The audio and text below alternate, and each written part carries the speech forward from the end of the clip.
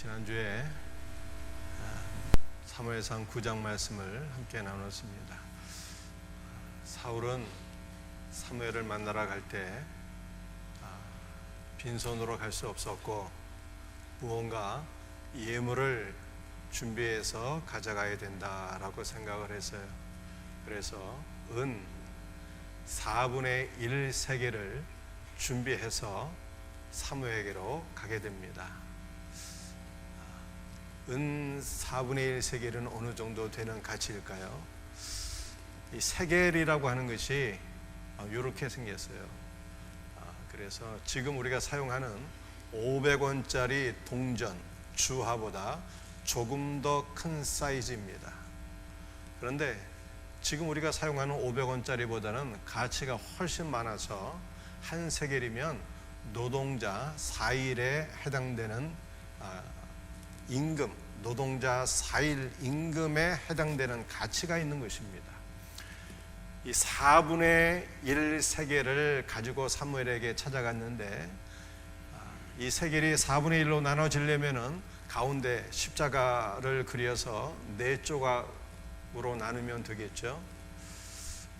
여러분들 이 세겔에 십자가가 새겨져 있는데 이 십자가는 기본적으로 4가지 의미를 갖고 있는 것입니다. 첫 번째 의미는 우리 예수님께서 나를 사랑하사 나를 구원하기 위하여 내 대신 죽으셨다는 거예요. 십자가의 첫 번째 의미죠. 십자가의 두 번째 의미는 예수님의 십자가에서 우리의 죄와 사망과 저주가 다 종결되었다는 것입니다. 십자가의 세 번째 의미는 예수님께서 죽은 자 가운데서 3일 만에 부활하셔서 승천하셨고 만왕의 왕 만주의 주로 높임을 받으셨다라고 하는 것입니다. 네 번째 의미는 만왕의 왕으로 높아지신 예수님은 하늘 보좌 우편에 앉아 계셨고 그 자리에 우리도 함께 앉게 하사 우리로 하여금 하늘에 속한 자가 되게 하셨다라고 하는 것이 십자가의 영적 의미 가운데 4가지예요. 그런데 이 은 4분의 1 세겔을 가지고 사무엘을 만나러 갔다라고 하는 것은 우리가 돈이 있어야 예수님 만나는 그런 뜻이 아니라 십자가의 4가지 영적 의미 가운데 가장 기초적인 하나만 알고 하나만 믿어도 예수님 만난다라고 하는 뜻입니다. 예수님이 우리를 사랑하사 우리를 구원하기 위하여 우리 대신 죽었다라고 하는 이 진리의 말씀을 믿으면 예수님 만나게 된다는 뜻이에요. 예수님을 만나고 새롭게 변화되기 위하여 우리들에게 반드시 필요한 것이 있으니 그것은 바로 말씀이라는 거예요. 말씀으로 예수님 만나고 변화되기를 주의 이름으로 축복합니다. 사울이 오기 전에 하나님께서 사무엘에게 사울이 온다는 것을 가르쳐 주셨죠. 그런데 영어 성경을 보니까 하나님께서 사무엘의 귀에 대고 속삭이셨다는 거예요.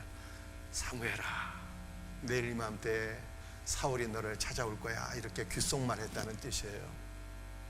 귓속말은 가장 친근한 사이에서 귓속말 하지 않습니까? 그런데 이 원문의 뜻은 하나님께서 사울의 귀에 덮개를 벗겨주셨다는 뜻이에요. 여러분들 우리는 본래 하나님의 말씀을 듣지 못하는 자예요. 그런데 우리가 하나님의 말씀을 듣게 된 것은 하나님께서 우리의 귀를 덮고 있는 덮개를 벗겨주셔서 주의 음성을 듣게 된 것입니다. 하나님의 말씀이 귀에 들리는 성도들이 있습니까? 하나님께서 나의 귀에 덮개를 벗겨주셨기 때문입니다. 그런데 주님께서 눈을 열어주시고 귀를 열어주셔서 그리스도의 말씀을 보고 듣게 된 자들은 사명이 있는 거예요. 어떤 삶을 살아야 되는 것입니까? 내가 보고 내가 들어서 알게 된 바 예수 그리스도를 증거할 사명이 있는 거예요. 사명 감당하는 성도들이 되기를 주의 이름으로 축복합니다. 자, 오늘 말씀을 통해서 3가지를 함께 말씀을 나누고자 합니다. 첫 번째 나눌 말씀은 다시 찾은 암나기와 온 이스라엘이 사모하는 자예요. 사무엘상 9장 20절 21절 말씀을 함께 읽도록 하겠습니다. 사흘 전에 이른 내 암나기들을 염려하지 말라. 찾았느니라. 온 이스라엘이 사모하는 자가 누구냐? 너와 내 아버지의 온 집이 아니냐 하는지라. 사울이 대답하여 이르되 나는 이스라엘 지파의 가장 작은 지파 베냐민 사람이 아니니까 또 나의 가족은 베냐민 지파 모든 가족 중에 가장 미약하지 아니하나이까. 드디어 만났습니다. 사울이 드디어 사무엘을 만나게 됐는데 그때 놀라운 말씀 두 가지를 듣게 되었어요. 첫 번째 말씀은 사흘 전의 일은 내 암나기들을 염려하지 말라 이미 찾았느니라 라고 하는 말씀을 듣게 되었습니다. 여러분들 고대 근동 지역에서 암나기는 왕들이 평상시에 타고 다니는 매우 값비싼 짐승이다 라고 하는 것을 제가 설명드렸습니다. 이렇게 값비싼 짐승을 한 마리도 아니고 여러 마리를 잃어버리게 된 것은 재산상의 큰 손실을 경험한 것입니다. 이 재산상의 큰 손실은 우리가 예수 그리스도를 만나고 새로운 사역을 위하여 나아가기 위하여 경험해야 될 과정인 것입니다.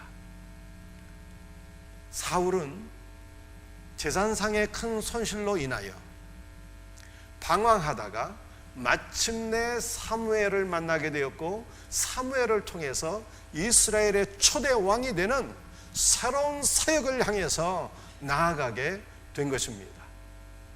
우리도 마찬가지예요.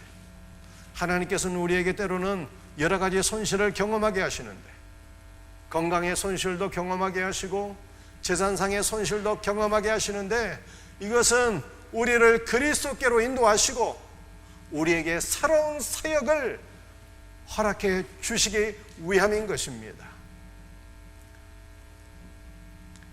그런데 너무나도 감사한 것은 우리가 예수 그리스도를 만나고 새로운 비전을 발견하고 새로운 사역으로 나가게 될 때 하나님께서는 우리가 잃어버린 모든 손실을 다 되찾게 하신다는 말씀이에요. 사무엘이 사울에게 말씀했습니다. 사흘 전에 이른 내 암나기들을 찾았느니라 라고 말씀했어요. 여러분들 성경에서 사울이라고 하는 단어가 종종 기록되어 있는데요, 이건 그냥 기록한 것이 아닙니다. 이 사울은 영적인 숫자예요. 예수 그리스도의 죽으심과 장사 지냄과 부활의 숫자인 것입니다.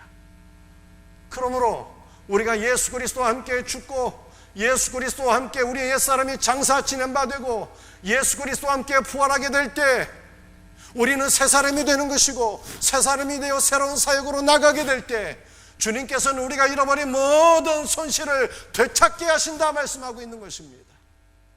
사랑하는 성도들이여, 그리스도 예수 안에서 여러분에게 어떠한 손실이 있든지 예수님을 만나고 예수 그리스도 안에서 새로운 사역을 위해서 나아가게 될 때 여러분들이 잃어버린 모든 손실이 회복될 수 있는 은혜가 있기를 주의 이름으로 축복합니다. 잃어버린 이 손실의 회복을 위해서 중요한 것은요, 무엇일까요? 손실의 회복은 내가 노력한다고 되는 것이 아닙니다. 두 가지가 있어야 된다는 거예요. 내가 예수님을 만나고 사울이 사무엘을 만났던 것처럼 우리가 예수님을 만나고 우리가 주님이 주시는 비전 가운데 새로운 사역을 향해서 달려가게 될 때 하나님께서는 사명을 감당하라고 우리에게 잃어버린 모든 손실을 복구해 주신다는 것입니다. 이 놀라운 은혜가 있기를 예수님의 이름으로 축복합니다. 사울은 사무엘을 만나서 두 번째 말씀을 듣게 되는데 이 두 번째 말씀이 더 놀라운 말씀이에요. 뭐라고 얘기했을까요? 온 이스라엘이 사모하는 자가 누구냐? 너와 내 아버지의 온 집이 아니냐? 라고 말씀했어요. 이 사모한다라고 하는 것은 귀하다, 기뻐하다 이런 뜻이에요. 그러므로 온 이스라엘이 사모하는 자라고 하는 것은 온 이스라엘이 기뻐하는 자라고 하는 뜻입니다.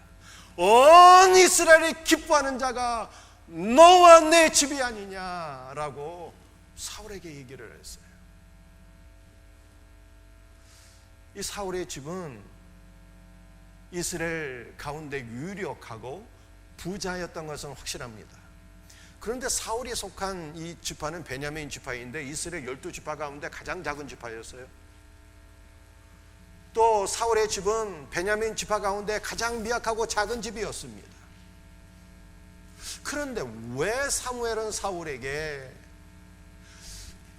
너는 온 이스라엘이 가장 사모하는 자가 아니냐, 이런 엄청난 말을 했을까? 이것을 우리가 알아야 돼요.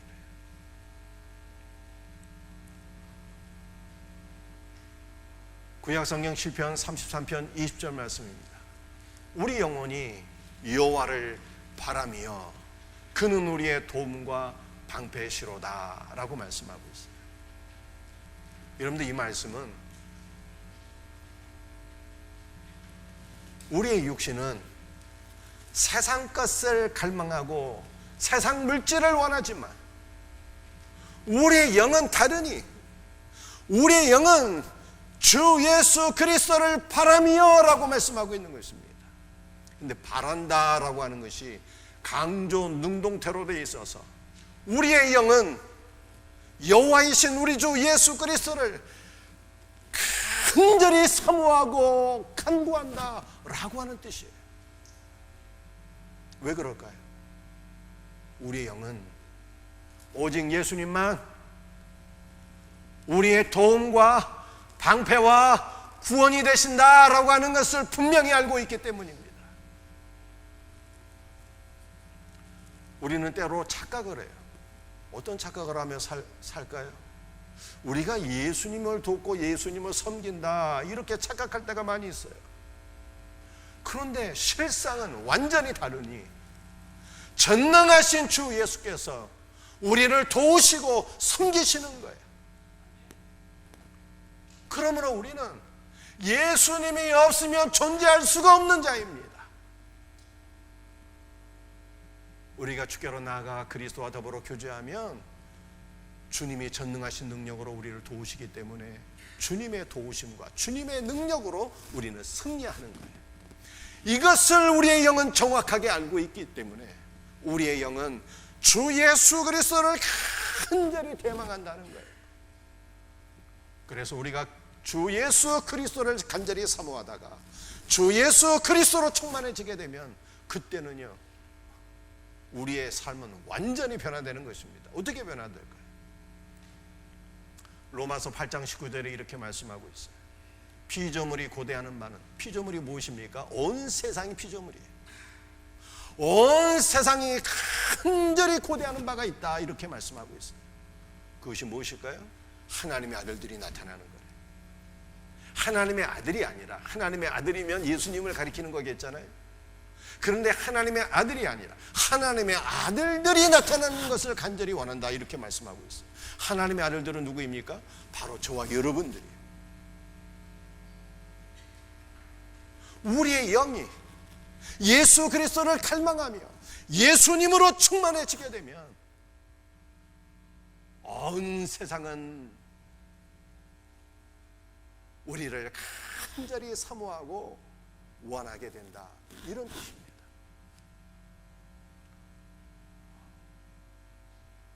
사랑하는 성도들이여, 정말로 우리가 예수 그리스도로 충만하게 채워지면 온 세상이 정말 우리를 간절히 사모할까요? 사무엘상 6장 11절 말씀은 이미 제가 설명드린 말씀입니다. 블레셋이 하나님께 속건제물을 드렸어요. 그것이 금쥐와 금독정이었습니다. 여러분들, 타락한 인간은 블레셋이요, 쥐요, 독종이거든요. 이 쥐에는 본성이 있다고 말씀을 드렸습니다. 쥐의 본성은요, 갉아먹는 거예요. 그래서 우리는 쥐의 본성이 있어서 우리의 인생을 갉아먹고 자녀 인생들을 갉아먹었고 그리스도의 사역을 갉아먹었다라고 하는 것을 말씀드렸습니다. 그런데 우리 안에 있는 이 쥐의 본성을 예수님께서 십자가로 다 처리해 주시고 우리에게는 그리스도 예수를 부어주셨어요. 여러분들, 금이라고 하는 것이 무엇입니까? 이 물리적인 황금을 의미하는 것이 아니라 예수님의 변함없는 본성을 가리키는 거잖아요. 예수 그리스도의 그 신성과 본성이 십자가 은혜로 우리에게 부어진 거예요. 그러므로 우리는 많은 사람들이 혐오스럽게 생각하는 쥐새끼가 아니라 금쥐가 되어서 그리스도의 사역을 세우게 되었다는 뜻입니다. 우리가 금쥐가 되었기 때문에 세상 모든 사람들에게 흠모할 만한 대상이 되었다라고 하는 것을 성경이 말씀하고 있는 것입니다. 시편 34편 18절 말씀은 제가 주중에 새벽기도 때 설명드린 말씀이에요. 성경은 타락한 인간은 쥐요 독종이라고 말씀하고 있습니다. 여러분들 독종이 무엇일까요? 독종은 상처와 아픔으로 인해서 우리 안에 있는 모든 어그러짐에 상처와 아픔으로 어그러진 우리의 모든 모습들이 바로 독종인 거예요. 여러분들 우리 안에 상처와 아픔이 있으면 어떤 일들이 일어나게 될까요? 우리 주변에 있는 사람들이 우리의 상처 때문에 함께 아파하게 돼요. 그러면 우리는 세상 사람들에게 기피 대상이 됩니다. 사람들이 우리를 가까이 하지 아니하려고 해요. 그런데 예수님은 다르니 예수님은 마음이 상한 자를 가까이 하신다 이렇게 말씀하고 있어요. 왜 예수님은 마음이 상한 자를 가까이 하실까요? 그 이유는 우리 예수님께서 상처 입은 치유자이시기 때문입니다.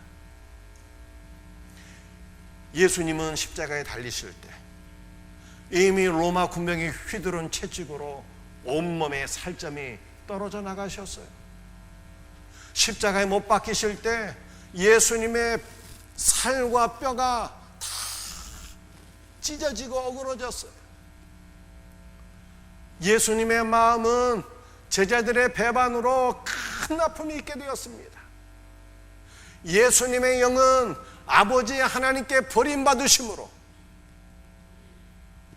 가장 큰 영적 고통을 경험하게 되었어요. 예수님은 상처 입으신 치유자예요. 그래서 상처 입은 자들을 가까이 하시고 어루만져 주시고 십자가의 보혈로 덮어주십니다. 예수님의 십자가 보혈이 우리의 상처를 덮게 될 때 어떤 일들이 일어나게 될까요? 놀랍게도 주님의 보혈이 우리를 덮으면 우리의 상처가 아물어져요. 상처의 치유의 역사가 일어납니다. 여러분들, 우리 마음에 있는 이 상처는 대부분 사랑받지 못했기 때문에 생기는 것들이에요. 그런데 예수님의 십자가 보혈은 주님이 우리를 얼마나 사랑하시는 자를 보여주는 거 아닙니까? 그리스도의 사랑이 우리에게 강물처럼 임하게 될 때 우리 안에 있는 상처가 아물어지고 치유가 되는 거예요. 주님의 보혈이 우리를 덮게 될 때 우리는 분명히 상처 있는 독종이었는데 주님의 보혈 안에서 우리는 금독종이 되는 것입니다. 금독종이 될 때 우리는 더 이상 기피 대상이 아니라 세상 모든 사람들이 사모하는 자가 되는 거예요. 그러므로 사랑하는 성도들이요, 여러분 안에 어떠한 상처와 아픔들이 있습니까? 그냥 계시면 안 되는 거예요. 우리는 우리 안에 있는 아픔과 상처를 안고 예수님께로 가까이 나가셔야 돼요. 그러면 주님께서 우리를 긍휼히 여기시고 그리스도의 보혈 안에서 우리는 새로운 존재가 되는 것입니다. 예수님의 보혈이 우리를 온전히 치유하신 것을 믿으시기를 바랍니다. 우리는 이 믿음으로 선포하셔야 돼요. 제가 질문하겠습니다. 여러분들이 스크린 보시고 크게 믿음으로 답변하시기 바랍니다. 온 이스라엘이 사모하는 자가 누구입니까? 온 이스라엘이 사모하는 자가 누구입니까? 여러분들 이것을 믿습니까? 그리스도의 보혈이 우리를 온전히 치유할 때 우리는 온 세상이 사모하는 자로 나타나고 하나님께 쓰임받게 되는 것입니다. 우리 이 믿음으로 옆에 있는 사람들과 함께 다시 한 번 더 축복의 마음으로 대화를 나눠볼 수 있기를 바랍니다. 옆에 있는 사람 얼굴 한번 바라보시고요. 한 사람이 물으시면 두 번째 있는 사람은 답변하시면 돼요. 우리 두 번째 멘토를 하시자고요. 자, 시작.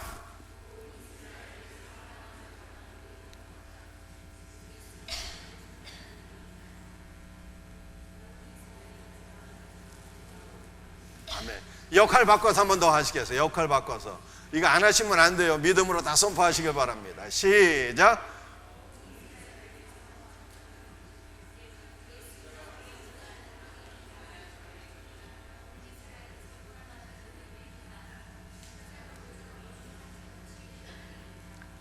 아멘입니까? 이와 같은 은혜가 있기를 주의 이름으로 축복합니다. 오늘 두 번째 나눌 말씀은 물기 있는 소녀와 선지자로 살라입니다. 사무엘상 9장 11절 12절 말씀 함께 같이 읽어보겠습니다. 그들이 성금을 향한 비탈길로 올라가다가 물 기르러 나오는 소녀들을 만나 그들에게 묻되 선견자가 여기 있느냐 하니 그들이 대답하여 이르되 있나이다. 보소서 그가 당신보다 앞서갔으니 빨리 가소서. 백성이 오늘 산당에서 제사를 드림으로 그가 오늘 성읍에 들어오셨나이다. 아멘. 이 말씀은 사울이 사무엘을 만나기 전에 그를 만나러 가는 길에 있었던 내용입니다. 사울이 사원 한 명과 함께 사울을 만나러 가는데 중간에 누구를 만나게 됩니까? 물 기르러 나오는 소녀들을 만나게 돼요. 여러분들 성경에서 물은 무엇을 가리키는 것입니까? 물은 말씀을 가리키는 거예요. 요한복음 3장 말씀을 보게 되면 예수님께서 니고데모에게 이렇게 말씀하십니다. 물과 성령으로 거듭나지 아니하면 하나님 나라에 들어갈 수 없느니라 라고 말씀하셨어요. 예수님께서 말씀하신 물은 우리가 마시는 물이 아니라 바로 하나님의 말씀을 가리키는 것입니다. 하나님의 말씀과 성령으로 거듭나지 아니하면 하나님의 나라에 들어갈 수 없다. 이렇게 주께서 말씀하신 거예요. 그러므로 물 깃는 여인들은 말씀을 얻는 자들을 의미하겠죠. 보다 더 정확히 말씀드리면 말씀 안에 있는 영생수가 되시는 예수 그리스도를 길어 올리는 여인들을 가리키는 것입니다. 우리는 매주일 교회에 나와서 하나님을 예배하는데 우리는 매주일 말씀 안에 있는 영생수가 되시는 예수 그리스도를 길어 올리는 신령한 여인들이 되셔야 하는 것입니다. 왜 그래야 됩니까? 우리는 말씀 안에 있는 예수 그리스도를 만나고 그를 얻게 될 때 그리스도의 신부로 조성이 되는 거예요. 여러분들 우리의 신랑이 예수님이 되시면요, 뭐 우리의 인생은 더 이상 말할 게 뭐 있겠습니까? 내 신랑이 예수님인데 신랑 되신 예수 그리스도 안에서 우리는 주님의 모든 풍성을 다 누리게 되는 거예요. 가장 복된 것이 예수님이 내 신랑, 나는 그리스도의 신부로 살아가는 거예요. 이 놀라운 은혜는 우리가 말씀 안에서 영생수가 되시는 예수 그리스도를 길어 올리는 자들에게 주어지는 것입니다. 이 놀라운 은혜가 우리 모두에게 있기를 주의 이름으로 축복합니다. 사무엘을 만나러 가다가 물기는 여인들을 만나게 되잖아요. 사울이 질문합니다. 여기 선견자가 있느냐 이렇게 물어보잖아요. 여러분들 선견자가 무슨 뜻입니까? 선견자는 미리 본다는 뜻이에요. 그런데 구약 성경에 기록된 모든 믿음의 조상들은요 다 선견자였어요. 한두 가지 예를 들어보십시다. 우리가 창세기 말씀을 보게 되면 가인은 농사물로 하나님을 예배했고 아벨은 양의 첫 새끼로 하나님께 제사를 드렸거든요. 그런데 아벨은 어린 양으로 하나님을 예배하면서 미리 본 거예요. 뭘 봤을까요? 하나님의 어린 양께서 장차 이 땅에 오셔서 자기 자신을 제물로 삼아 우리 모두의 죄를 사해 주실 것을 믿음의 눈으로 바라보고 소망하며 양의 첫 새끼로 하나님을 예배한 것입니다. 아브라함은 어땠을까요? 아브라함은 장차 자기의 몸에서 태어나신 그리스도를 저 멀리서 바라보며 기뻐하고 즐거워했다고 예수님이 증언해 주셨어요.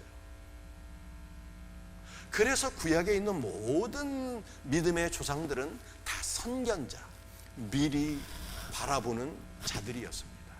그런데 이 선견자라고 하는 말에서 선지자라고 하는 단어가 나온 거예요. 선지자는 무엇일까요? 미리 보았기 때문에 미리 알게 되었다라고 하는 뜻이에요.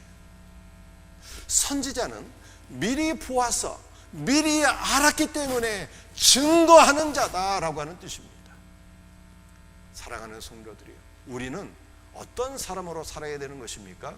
선견자와 선지자로 살아야 되는 거예요. 말씀 안에서 그리스도를 보고 그리스도를 알고 그리스도를 알았다면 우리는 그리스도를 증거하는 선지자가 되어야 하는 것입니다. 이 놀라운 은혜가 우리 모두에게 있기를 주의 이름으로 축복합니다. 선견자가 여기 있느냐 물어보니까 물기는 여인들이 대답하지 않습니까? 뭐라고 합니까? 빨리 가소서, 그가 오늘 성읍에 들어오셨으니 당신들이 산당으로 가면 그를 만나리이다.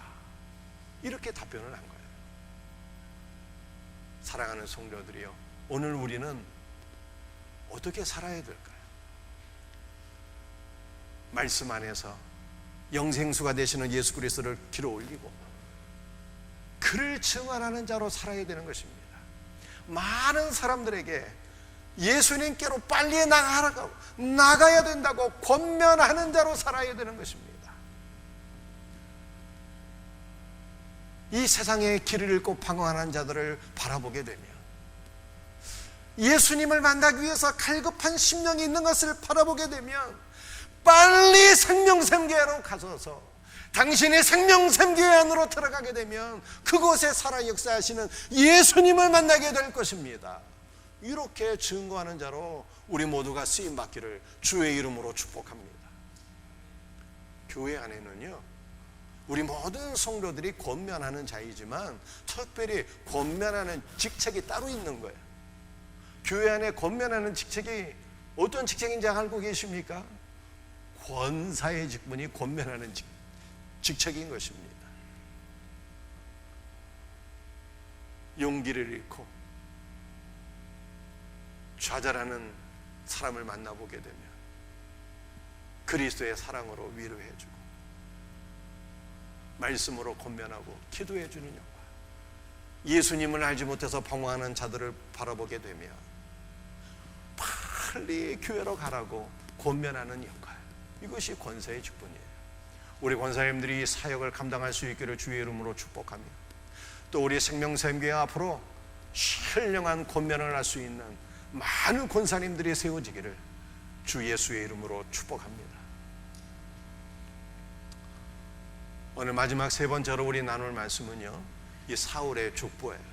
우리는 사울의 족보를 통해서 우리 각 가정이 믿음의 소망을 발견하셔야 돼요. 우리 사무엘상 9장 1절과 2절 말씀 함께 같이 읽도록 합니다. 베냐민 지파에 기스라 이름하는 유력한 사람이 있으니 그는 아비엘의 아들이요 스롤의 손자요 베고라스의 증손이요 아비야의 현손이며 베냐민 사람이더라. 기스에게 아들이 있으니 그의 이름은 사울이요 준수한 소년이라. 여러분들, 이 사울이 사무엘을 만나서 새로운 비전을 발견하고 이스라엘의 초대 왕으로 쓰임받게 되지 않습니까? 근데 그 이유가 무엇일까? 여러분들, 우리는 사울의 이미지를 생각할 때 좀 부정적인 이미지가 많이 있는데 오늘 사무엘상 9장에서 우리는 부정적인 이미지를 거두고 그가 이스라엘의 초대 왕이 되고 하나님 앞에 정기한 일꾼으로 쓰임받게 된 그 이유를 알고 이것을 우리의 기도의 제목으로, 믿음의 소망으로 취해야 되는 것입니다. 사울이 하나님께 쓰임받게 된 이유는 그가 믿음의 가문에서 태어났다라고 하는 것입니다. 여러분들, 사울의 조상들은 어떠한 사람들이었을까요? 베냐민 지파의 기스라 이름하는 유력한 사람이 있었다라고 말씀하고 있어요. 여러분들, 사울이 베냐민 지파 출신이라는 것입니다. 베냐민은 오른손의 아들, 영광의 아들이다 라고 하는 뜻을 가지고 있어요. 누가 낳은 아들입니까? 라헬이 낳은 아들이거든요. 라헬이 둘째 아들을 죽어가면서 출산하게 되었어요. 죽어가면서 둘째 아들을 낳고 아들의 이름을 베노니라고 했어요. 슬픔의 아들이라고 하는 뜻입니다. 그런데 아버지 야곱이 이 베노니의 이름을 베냐민으로 바꿔주셨어요. 베냐민의 이름은 오른손의 아들, 영광의 아들이다 라고 하는 뜻이에요. 여러분들, 이 두 이름은 그리스도의 두 면을 보여주는 것입니다. 베노니, 슬픔의 아들은 그리스도의 고난과 죽음을 보여주는 것이고, 베냐민, 영광의 아들은 그리스도의 부활의 영광을 보여주는 것입니다. 사울이 베냐민 지파 출신인데 베냐민 지파에 기스라 이름하는 유력한 사람이 있었다는 거예요. 여러분들, 기스는요, 활이라고 하는 뜻을 가지고 있어요. 창세기 말씀을 보게 되면 에서는 활로서 사냥해서 사는 그러한 잡을 가지고 있었습니다. 활로서 사냥하며 살았던 에서는 자기의 힘과 능력으로 살아가는 자였다라고 하는 부정적인 이미지. 그러나 기스에게는 긍정적인 의미도 있었으니 기스의 이름에는 활만이 아니라 무지개라고 하는 뜻을 가지고 있어요. 무지개. 여러분들, 무지개는 하나님께서 내가 다시는 물러서 세상을 심판하지 아니하리라 라고 말씀하시며 그 언약의 증표로 주신 것이 무지개잖아요. 그 무지개의 모양은 마치 어떻습니까? 활처럼 생겼어요. 활처럼. 방패처럼 활처럼 생겼어요. 기스의 이름이 무지개라는 뜻이에요. 그런데 내가 다시는 물러서 세상을 심판하지 아니하리라 하나님께서 언약하셨고 그 언약의 증표로 무지개를 주셨는데, 모든 언약은 예수 그리스도를 가리키는 거예요. 그러므로 우리 예수님께서는 언약의 증표가 되시는 거예요. 하나님께서는 언약의 증표가 되시는 예수 그리스도를 바라보면서 그리스도 안에 있는 우리를 절대로 심판하실 수가 없는 거예요. 주 예수 그리스도는 우리를 향한 하나님의 모든 심판과 저주를 다 방어하시는 영적 방패가 되신다라고 말씀하고 있는 것입니다. 이 기스에게 아버지가 있는데 아버지는 아비엘이잖아요. 아비엘은 나의 아버지는 하나님이시다라고 하는 뜻이에요. 여러분들, 우리는 예수님 때문에 하나님의 아들, 딸이 되었고 예수님 때문에 하나님이 우리 아버지가 된 거예요. 이 얼마나 놀라운 은혜입니까?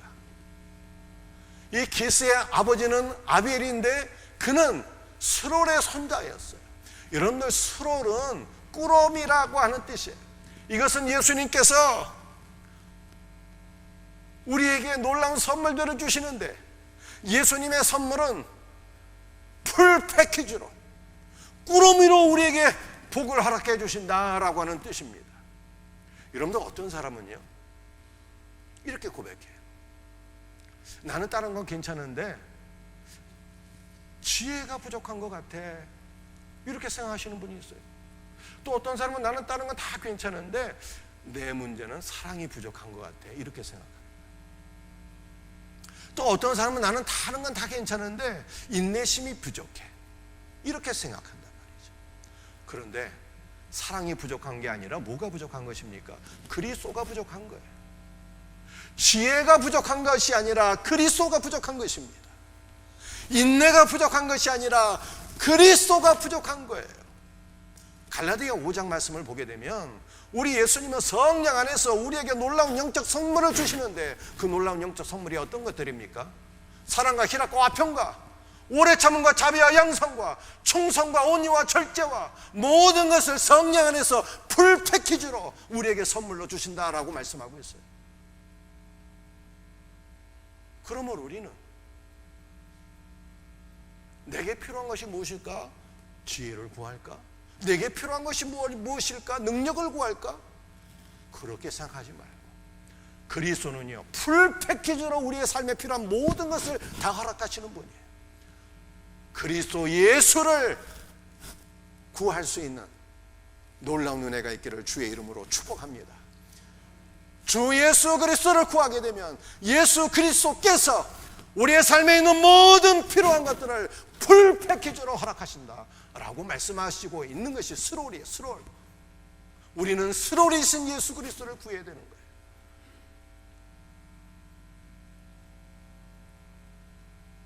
기스는 누구의 증손입니까? 베고라스의 증손이래요. 베고라스는요, 장자라는 뜻이에요. 장자. 여러분들, 예수님은 하나님의 독생자잖아요. 독생자. 독자 아닙니까?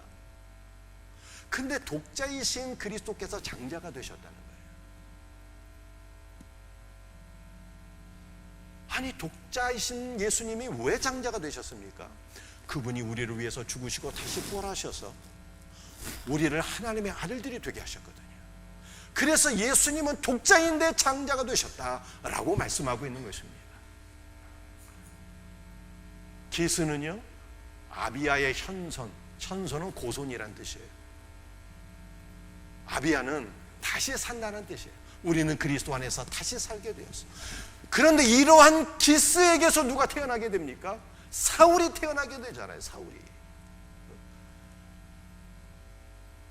믿음의 가문에서 이스라엘의 첫 번째 왕인 사울이 태어나게 되었다라고 하는 것을 말씀하게 되었어요. 여러분들, 이 사울은 손실을 경험하면서 사무엘을 만나고 이스라엘의 초대 왕으로 기름 부음을 받고 하나님 앞에 위대하게 쓰임 받게 되는 것을 말씀하고 있는 것입니다.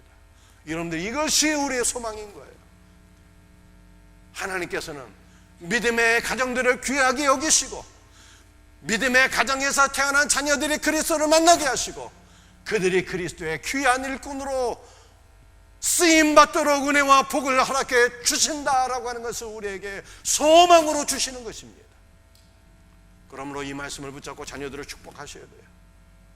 주여, 믿음의 가정에서 태어난 우리 자녀들, 하나님께서 은혜와 복을 허락해 주실 줄로 믿습니다.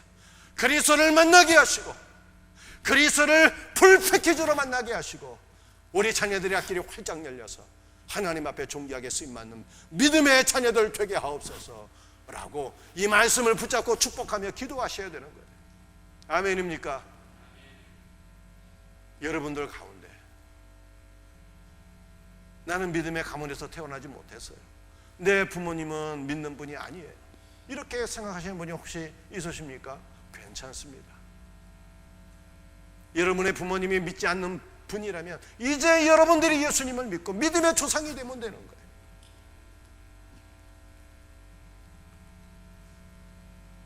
여러분 자신이 스롤이신 예수 그리스도, 풀 패키지로 우리에게 다가오시는 주 예수 그리스도를 경험하게 되면 그리스도의 풍성한 은혜와 복을 받게 되고, 여러분이 믿음의 가정을 이루게 되면 여러분의 자녀손들은 반드시 그리스도를 만나고 그리스도 안에서 귀하게 쓰임받는 믿음의 일꾼이 될 것을 믿습니다. 이것이 우리의 소망이요 믿음이요 기도의 제목이 되기를 주의 이름으로 축복합니다. 제가 번호 읽으면 여러분들이 내용 읽으시길 바랍니다. 1. 여러분들, 우리는 온 세상이 사모하는 자라는 거예요. 어떻게 되면 예수님으로 충만하고 주의 보혈로 우리의 상처가 다 치유되어야 돼요. 그러면 온 세상이, 여러분들이 가정에서, 직장에서, 사업장에서, 교회 안에서, 온 세계에서 여러분들은 기뻐하고 흥모하는 대상이 될 것을 믿으시기를 바랍니다. 2. 우리는 말씀 안에서 생명의 물이 되신 예수 그리스도를 기로 올리며 그를 증거하는 선지자로 살아야 되는 거예요. 3. 믿음의 가정에서 태어난 사람이잖아요. 믿음의 가정에서 태어난 우리의 자녀들 하나님께서 반드시 쓰시는 것입니다. 이 믿음이 있기를 축복합니다.